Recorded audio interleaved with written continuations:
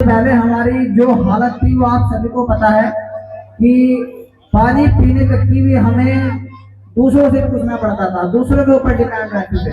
कहीं भी जाते थे वो वहां पर जाकर देखते थे कि कोई हमें देख तो नहीं रहा। क्या बोलना आया था। हम हो गए मैच्योर। कहीं पे भी अगर हम किसी भी मोहल्ले से अगर गुजर जाते थे तो वहां पे हमारे पीछे झाड़ू बांधी हुई होती थी और हमारे गले में मटका डाला हुआ होता था, अगर सभी को पता होगा तो।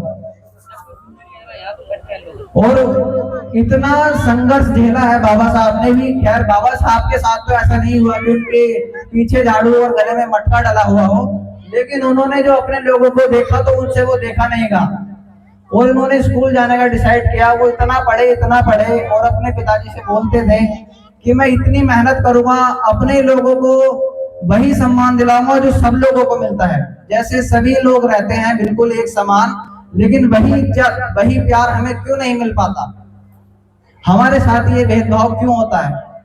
वो इतना पढ़े बाहर विदेश तक पढ़कर आए और उन्होंने इतने अच्छे और इतनी बढ़िया किताब संविधान का किताब लिखी कि जिसमें सबको समान अधिकार दिया। अगर बाबा साहब चाहते तो जो वो अपने लोगों के साथ होता हुआ देखते थे तो उस किताब में वो अपनी जो ईर्ष्या है वो उसमें दिखा सकते थे कि हमारे साथ ये हुआ है। तो हम किताब में कुछ भी मतलब ऐसा लिख सकते थे। जो बड़े जाति के लोग हैं या जिन्हें भी वो बड़े जाति के कहा गया है, खैर मैं तो ये कुछ नहीं मानता कि बड़ी जाति है छोटी जाति है, लेकिन फिर भी जो बड़े लोग थे उन्हें क्या था कि उन्हें कुछ और दर्जा दिया जाता था और जो हमारे वर्ग के लोग थे उन्हें कुछ और दर्जा दिया जाता था।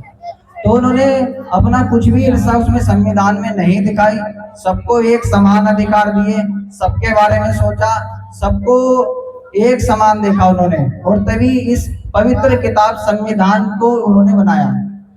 तो अब मैं अपने अगले